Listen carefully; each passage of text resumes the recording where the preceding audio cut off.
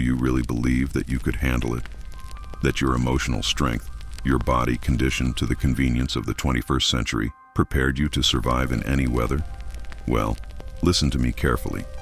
Because what you call a hard life today would be a cruel joke in the alleys of Rome. And the sickest part of all this is that no one ever told you the truth. You grew up believing that Rome was all glory, white marble, majestic columns, eternal speeches. But that image is a polished lie, a staged performance made for history books and epic films. The real Rome stank of rotting flesh, hot sewage, dried blood on the cobblestones. And you wouldn't last the night, not even if you tried with everything you had. Imagine opening your eyes in the middle of a night with no electricity. Not a single street lamp is lit, only shadows, rats running through the straw on the floor, and the distant sound of muffled screams, perhaps of a rape, perhaps of an execution. The wooden ceiling threatens to collapse. The air is thick, and every breath seems to poison you from the inside. It's dawn, and Rome doesn't sleep. It watches you. You try to move, but you are tied down. Not by ropes, but by an ancient fear, by a vulnerability you have never felt before. There is no pillow, no privacy, no one who cares. Your body stinks. The dried sweat, the blood under your nails, the dust in your hair. You have no name. You have no voice. You have only one destiny: to survive, if you can. There, weakness is a sentence. Complaining about headaches, hunger, or insomnia. That doesn't make you human. It makes you a target. The weak become entertainment. The sensitive scum. No one will comfort you or save you. And the most ironic thing, perhaps even you, with your eyes today, would judge this weakness as deserved. Because Rome taught everyone that compassion is a fool's luxury. You thought it was tough, right? That going through a breakup, an overdue bill, or a mean comment on the internet was a sign of resilience. But there, in the empire, the toughness was different. It was waking up with lice on your body and the risk of being dragged by soldiers just for being in the wrong place. It was knowing that the next meal might come, or not, and no one would care. And here comes the shock, the turning point. If you are a woman, young, poor, you are already condemned to begin with. Your body belongs to the empire. Your pain is invisible. Your existence is disposable. And if by some miracle you manage to survive the first day, you will wish you had never woken up. Because every hour you spend in this city sucks another piece of your soul. Do you still think you could survive? That your intelligence, your functional training, your morning meditation would be of any use there? The truth is cruel.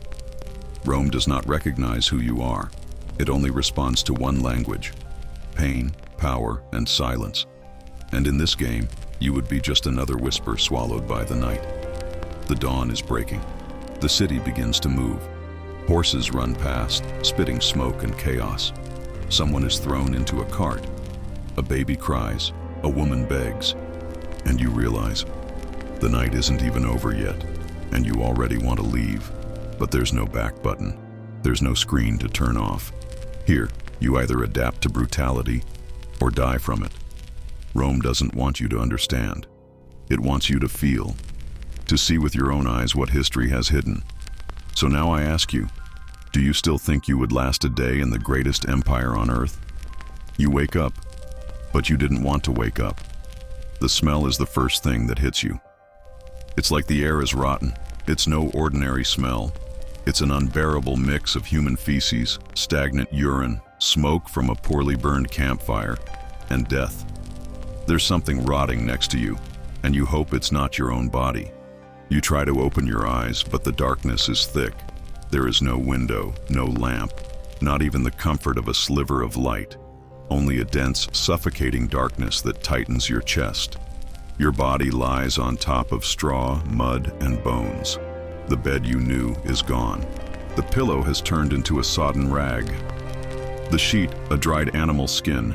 You hear sounds, human noises, but distorted. Moans that seem to never end. Coughs from old men who have given up.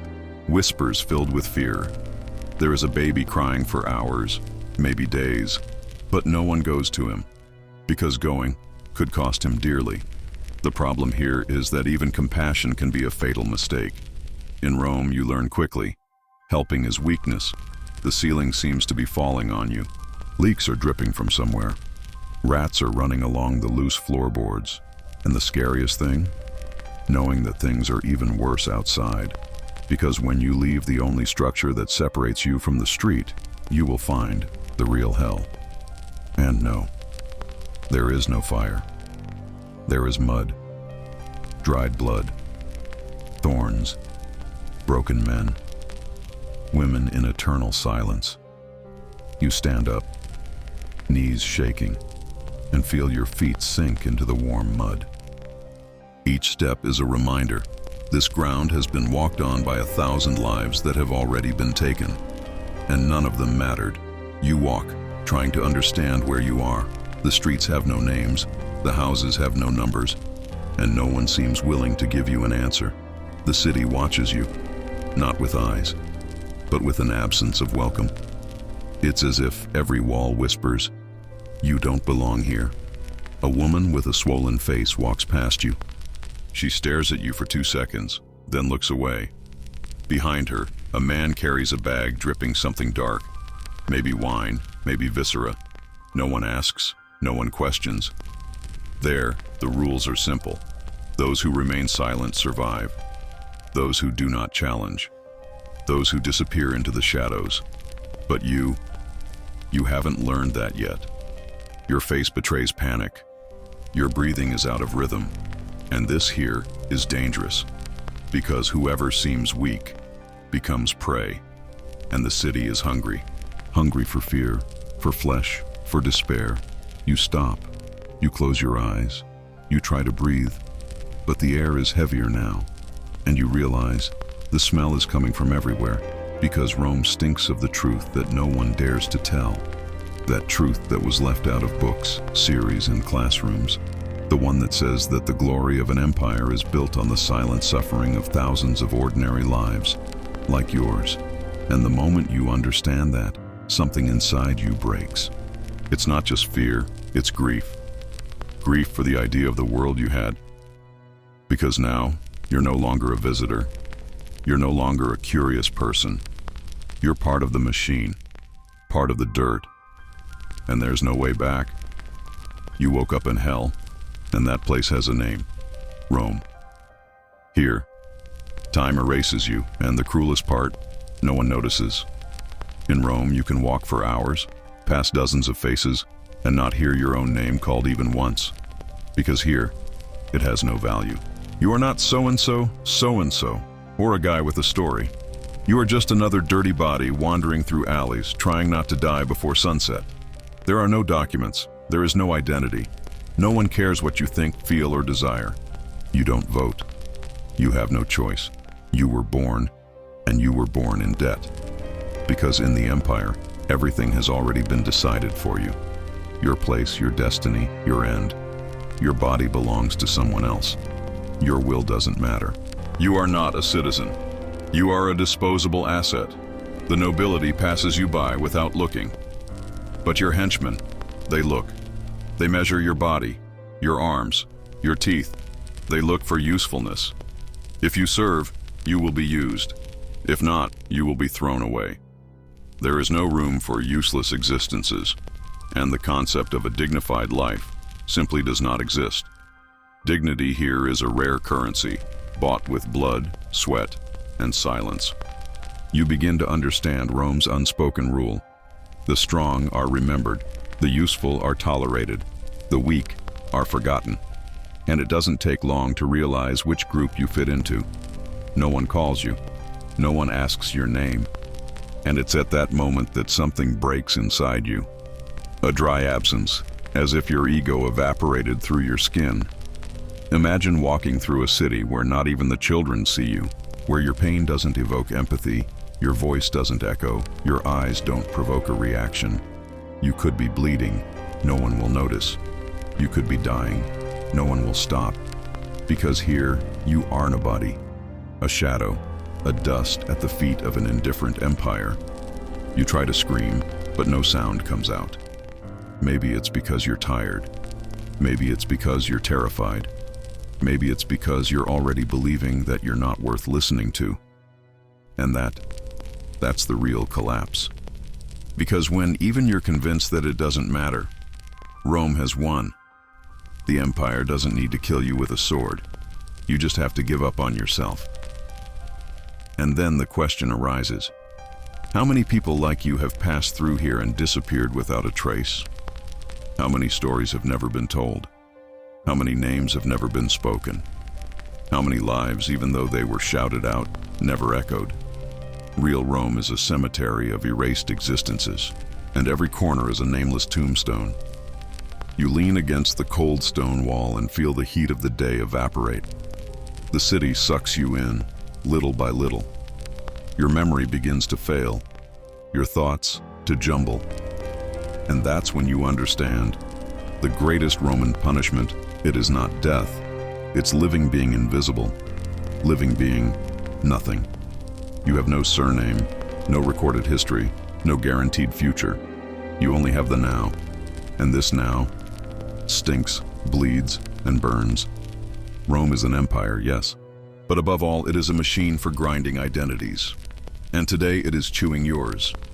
You blink, and you could die for it. Yes, all it takes is a misinterpreted look, a gesture at the wrong time, an expression that displeases the wrong person, and that's it. You've just signed your sentence. In Rome, danger doesn't scream. It stares you in the face. Silent, cold, arrogant. And the worst part? You don't always realize you've crossed the line until you feel the pain. A patrician's eyes land on you. A centurion watches your walk. A matron frowns. You don't know why, but you know the result. Something is going to happen. Here the laws are flexible for those who have power. If you are poor, a foreigner, or simply unknown, any accusation becomes fact, and any punishment becomes spectacle. Maybe they'll say you stole, that you offended a god, that you disrespected a symbol. It doesn't matter. Because what matters here is not the truth. It's who speaks the loudest. And you'll barely be heard. You'll be dragged, exposed, humiliated. And the cruelest thing, no one will intervene. Because everyone is busy trying not to be next. You try to control your face, avoid looking scared, keep your eyes down. But even that can be misinterpreted. Because in Rome, neutrality is impossible. Every second is a test. Every move, a risk. The city seems designed to push you against the wall and see how you react. And if you react badly, the ground is your destination. And the Roman ground is not clean. It is dirty with blood, dirty with broken teeth, dirty with vomit from fear, dirty with souls crushed by leather boots. You begin to understand. Here, survival depends on something you have never had to exercise, the constant fear of being noticed and ignored at the same time. Because being noticed can kill you. But being ignored, it turns you off. A boy stumbles in front of you. He bumps into a citizen in an embroidered toga. The city stops for 2 seconds. The silence is terrifying. The man looks at the boy, then at the guards. And with a simple, almost elegant gesture, he points at him. The boy cries. He begs. But he is taken away. And you just watch. Because you know there is nothing you can do. Not even cry. This is the game. A silent and perverse game, where no one explains the rules, but everyone pays for breaking them. You feel the eyes on the back of your neck, a shiver, a doubt. Was it you this time? Will they come for you? Rome is an emotional Russian roulette, and you have the gun pointed at your head all the time. You start walking slower, breathing more cautiously, thinking before existing. It's not life, it's passive survival. A prison without bars, where the jailer is invisible and the executioner could be anyone. And what protects you? Nothing. Because Rome doesn't protect anyone. It just chooses who will be the next freak show. You finally understand that true fear is not to die. It's living at the mercy of another man's gaze. A gaze that can define whether you breathe another day, or whether you become just another corpse in the gutter. In Rome, you don't even own your own expression. You're sitting on cold stone, The sun is burning your skin, but what bothers you isn't the heat. It's what's about to happen before your eyes. In front of him, an iron gate opens. 2 men enter. They are not soldiers. They are not criminals. They are just toys, gladiators, created and trained for one purpose, to die well. The people scream as if it were a party. Children, old people, women. Everyone is excited with anticipation, as if death were a spectacle, as if other people's pain were a luxurious distraction. And that's what it is here, entertainment. You feel nausea rising in your stomach. The smell of sweat, dried blood, and manure hangs in the air. Someone vomits near you. No one notices. Swords cross. The arena vibrates. Bones break with cracks so real that you swear you can feel the pain in your own body. One screams. The other doesn't respond. He falls. He tries to get up. He staggers. But there is no mercy in Rome. The crowd calls for blood, and the victor, even though he is panting, obeys. The blade pierces the opponent's abdomen with a wet sound, and everything explodes in applause. You're frozen, because everything feels wrong, but everyone around you seems happy, as if empathy was ripped out of them in childhood. Or maybe it never existed. The emperor raises his thumb, then lowers it. A small gesture, but it defines the death of a man. A gesture that, here, is worth more than any prayer. The sand in the arena is soaked in blood. The bodies are dragged like bundles of meat. Some are still breathing, others no longer have faces. And in the meantime, the people eat, drink, laugh. You realize that for them, this is not horror, it is Saturday, and this awareness tears you apart inside, because you realize you are the odd one out. You are the wrong one. Rome is not bothered by suffering. It feeds on it. It transforms it into art, into rituals, into tradition. And you, who arrived thinking you could observe from a distance, now feel like you are part of it, that you are an accomplice, that the simple act of watching already stains you, and that blood sticks to your soul, more than to your eyes. A boy pulls your arm and says, "He died beautifully, didn't he?" You don't answer. The boy smiles and runs back to his friends. You look at him and think, how does one become this? The answer is simple.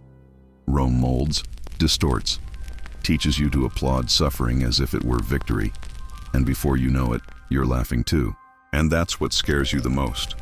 You look at the other spectators. You try to find an uncomfortable face, a look of doubt, any trace of humanity. But you can't find one. They are numb, conditioned, and you start to fear for yourself, because if you stay here long enough, you'll get used to it too. You'll adapt, you'll stop feeling it, and deep down, that's what Rome wants. For you to shut up, for you to accept, for you to stop resisting, for you to become part of the machine, a number, a face in the crowd, a blood-stained smile. And when that day comes, you will no longer be who you were. You feel hungry, but not the hunger you know. It's not the desire to eat something tasty, nor the anxiety between meals. It's real hunger, the kind that makes your stomach burn, your muscles tremble, your vision go dark. A hunger that scrapes your insides with invisible claws, and worst of all, you know that here, it's not temporary. It's part of everyday life. You walk down the street and smell the food, but the aroma is not pleasant. It is sour, sickly, fermented, a mixture of cheap wine, rotten fish, moldy grains, and spoiled meat.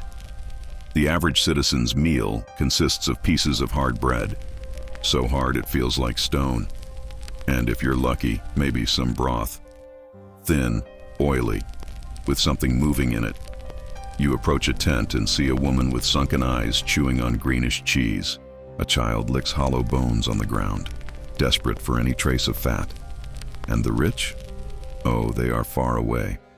Go engorge themselves on banquets, so full of excess that they vomit between courses just to keep eating. An obscene and untouchable luxury. You get a piece of meat. It's lukewarm, moldy, but hunger speaks louder. You chew slowly, hoping the taste doesn't betray what your eyes have already said. But it's too late. Hours later, the pain starts. Cramps, sweat, vomiting, fever. Your body tries to expel what you called food, and there is no doctor, there is no cure. Just wait, or death. Rome is infested with parasites, in the intestines, in the water, in the eyes. You drink, and drink disease. You eat, and chew infection. And the cruelest thing is that, even knowing this, you keep eating, because there is no alternative. Hunger is stronger than fear, more persistent than prudence, and it turns you into something you never wanted to be, a survivor who accepts the poisoning. The feces run down the ditches. The rats fight over crumbs. Flies swarm from open wounds to boiling pots. Everything is connected. Everything contaminates. You realize that your body is no longer yours. It belongs to the worms that grow inside, to the invisible bacteria, to the fevers that burn in waves and return days later, worse, more intimate, more lethal. You begin to understand why so many died so young. It wasn't the sword, it was everyday life. It was the food, the water, the air. Everything was poison in small doses. And the saddest part? It was normal. People didn't complain, because they didn't even know there was an alternative. Rome taught us from an early age, to be born is to begin to die. To eat is to begin to rot. A man says he chews leaves to ease nausea. Another says his son died after eating donkey meat. A woman says her daughter stopped walking after drinking water from the spring. And you, in the middle of them, listen to everything in silence, feeling your own stomach burn inside. The food that should nourish is what kills the most. You feel a lump in your throat. You want to scream, but you don't have the strength. The hunger is back, the dizziness too. You crawl into the shadows and close your eyes. And as the world spins, you understand that in Rome you don't have to be wounded to die. Just eat. Your body is not yours. This phrase is frightening, disturbing. But in Rome it is a fact, a principle, a cruel reality. Here, the notion of privacy does not exist. Consent, it was never considered. You are possession. You are an object. You are available flesh. And the younger you are, the more dangerous it becomes to exist. You walk down the street and feel the stares. They don't hide. They invade. They strip. They decide. A soldier's gaze is enough. A senator's gesture is sufficient. There is no need for an explanation or reason. The law is on the side of those who have power. And desire, even the sickest, overrides morality. Because morality here is the luxury of dead philosophers. A boy is pulled by a merchant. A young woman is taken into a cart. The screams don't matter. The silence around screams louder, because everyone knows. Everyone has seen. And everyone has understood that it is better to look away than to face the system. Nobody wants to be next, so everyone pretends not to see. And you are a body, a vessel, an opportunity for those who can pay, order, or simply take.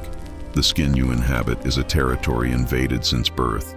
It doesn't matter your will, it doesn't matter your resistance. Because when power knocks on the door, the only choice is to survive whatever comes. You try to protect yourself, hide yourself, get dirty to avoid attention, wear baggy clothes, avoid talking, avoid existing, but Rome finds you. Desire here is violent, urgent, raw, and abuse is no exception.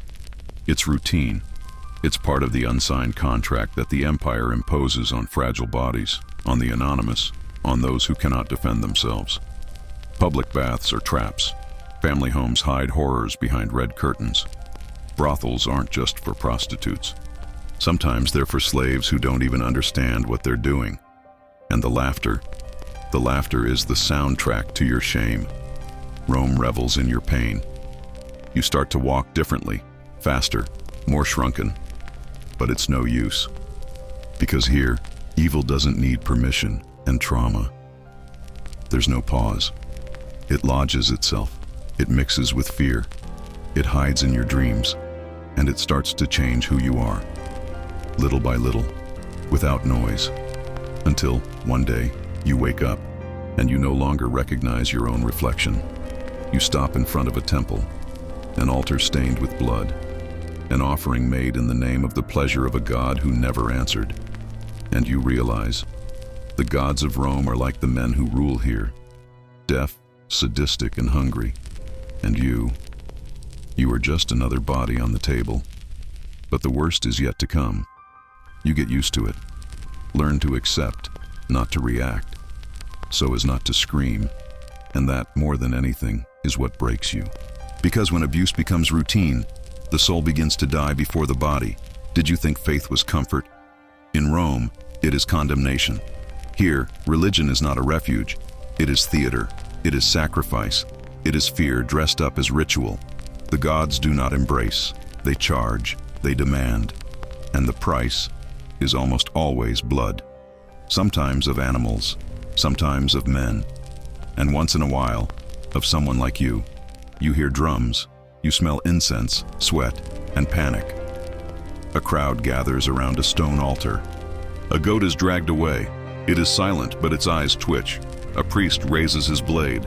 The people chant, and when the throat is slit, a red spray covers the ground, and everyone applauds.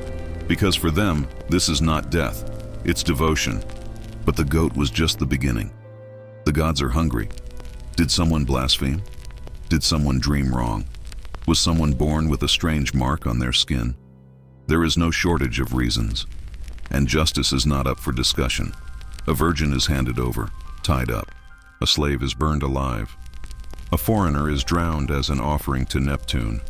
Every pain has a god who demands it, and each ritual, a crowd that watches. You try to understand. You try to believe that it is an exaggeration, that not everyone accepts this savagery. But no, everyone participates. Everyone applauds. Everyone fears the wrath of the gods more than the death of the innocent. Because in Rome, no one seeks salvation. They seek divine approval. And if heaven asks for your body, there is no escape, no prayer that will free you. You enter a temple. The walls are covered with drawings, scenes of war, punishment, fire, flogging, torture, and no figures of compassion, no images of peace. Here, the gods are mirrors of the empire, arrogant, violent, and thirsty for control. And what is expected of you? Blind obedience, silence, sacrifice. A priest approaches. He asks your name. You hesitate. He writes it down. He says that tomorrow is Mars Day. A dangerous day. A day of choices. And you realize it's on the list. It could be you, or it could be someone you love. But doubt is the real torment. Because in Rome, you never know when you'll be the next one called to please the divine. You return to the street with a lump in your throat. People paint their bodies with blood. Others roll on the ground asking for forgiveness. A woman cuts her own hair as a sign of mourning for an omen. A man mutilates himself in front of a statue. Faith does not save here. She goes crazy. And the more you watch, the more you understand. This is not a religious people. It is a people enslaved by fear of the invisible. And if you refuse to participate, if you say no, then you become an enemy of the gods. And an enemy of the gods does not live long. Rome has 1,000 ways to erase you, and all of them are sacred. All of them are divine will. Religion is just another weapon, and the altar, just another myrrh-scented execution ground.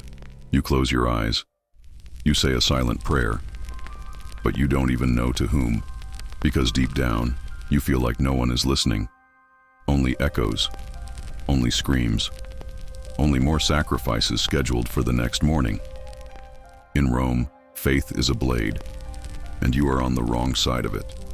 Night falls, but Rome does not sleep, and it is not poetry. It is a warning. Here, the silence is never complete. The darkness is never safe.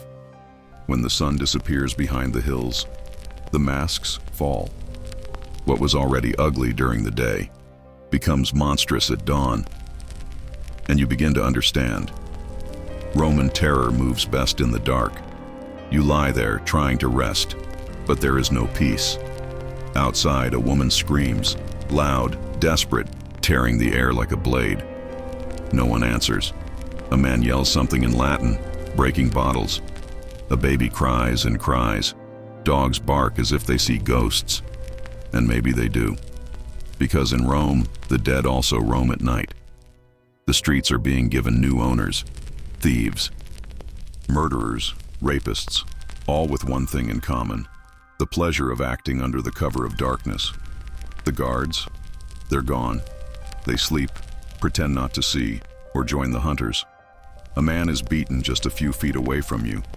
You hold your breath, try not to move, and if he screams for help, you don't answer, because you know you could be next. The smell of smoke comes in through the window. Some house burns down, but nobody runs. Fires are common here, sometimes accidental, sometimes strategic.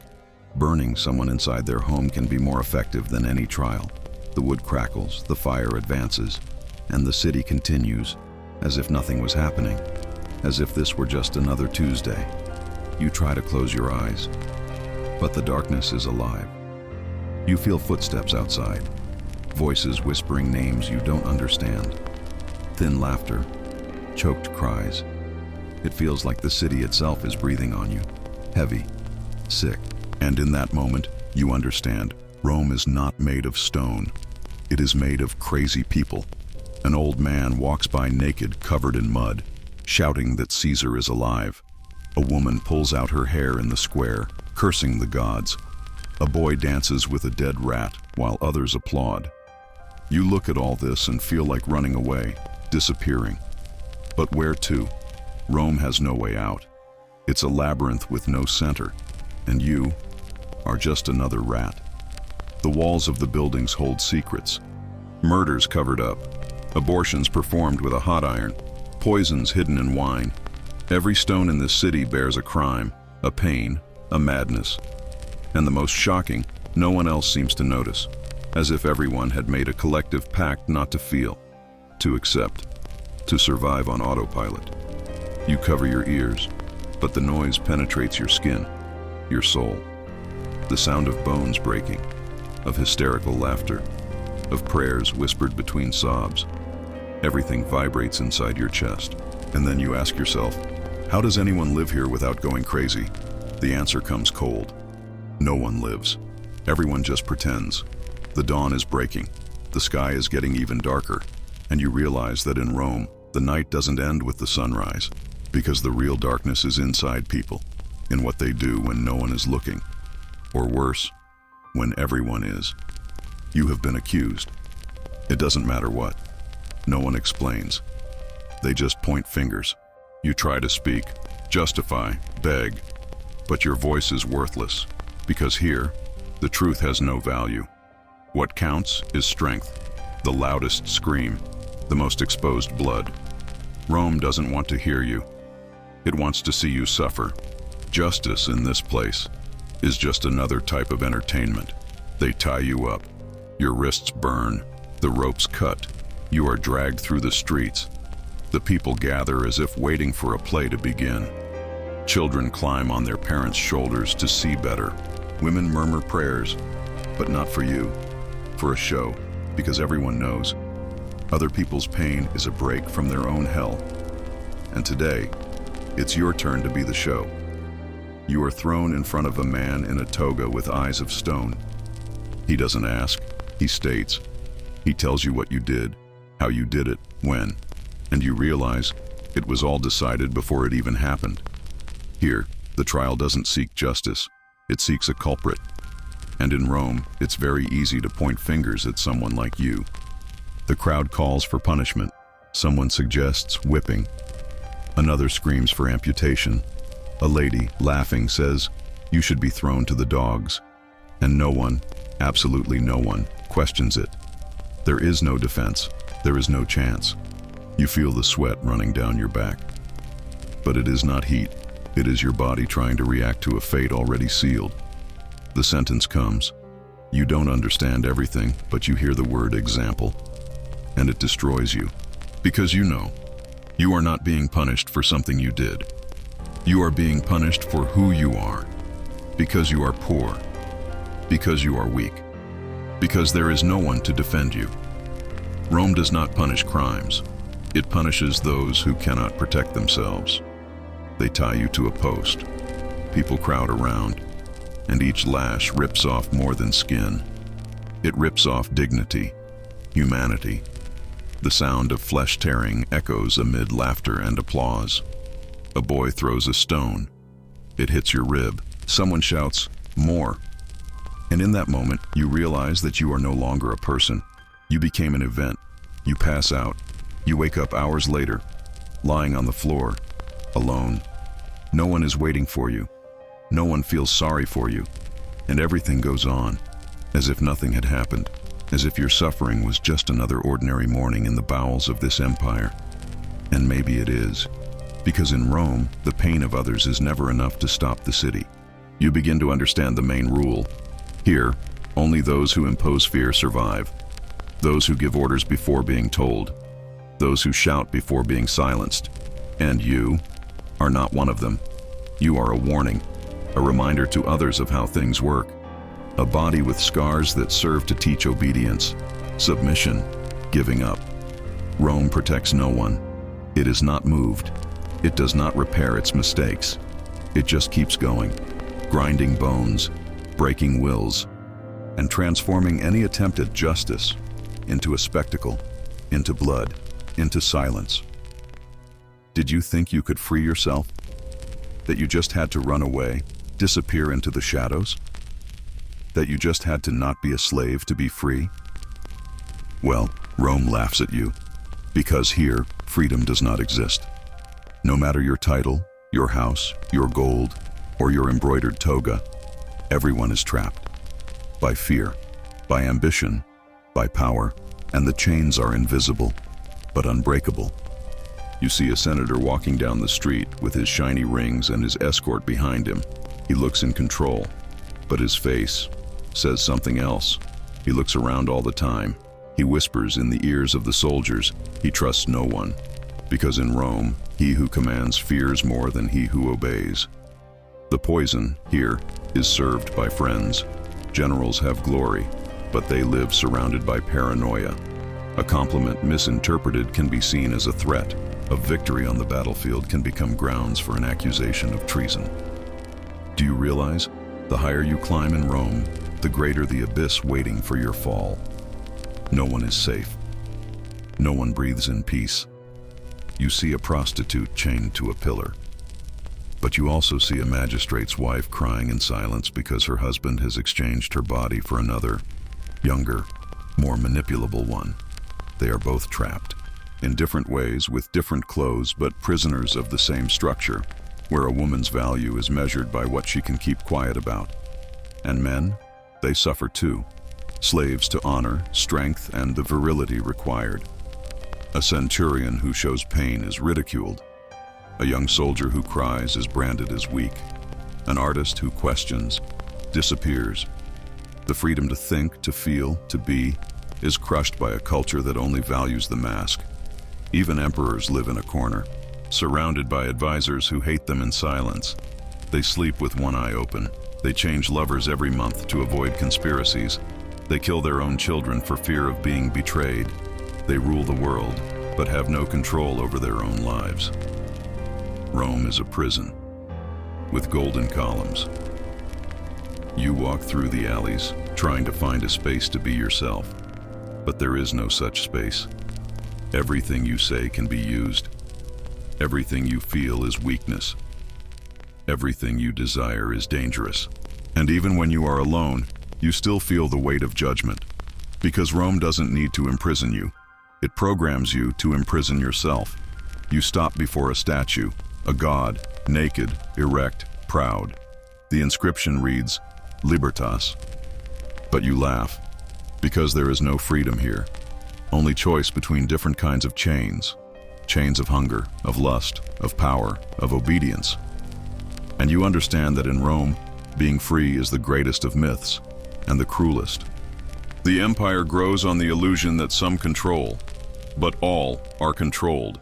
No one escapes. Neither he who commands, nor he who dies. What we have here is just theatrical survival, slavery disguised as structure, and every time someone believes they are free, it is only because they have not yet seen the next chain. What if this was your life? Not for a day, not for an experiment, but for real. What if you had been born here, in this city that stinks of fear, where the light only serves to reveal wounds, and where living is, in fact, dying slowly? Close your eyes and imagine. There is no 21st century. There is no comfort. There is no future. Only Rome. You grew up in an alley. You were breastfed by a mother who never rested. You were beaten by your father. You worked at 7. You were touched without permission at 8.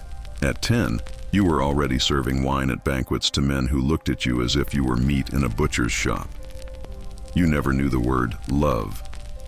You never understood what it was to feel safe, because here, security is fiction.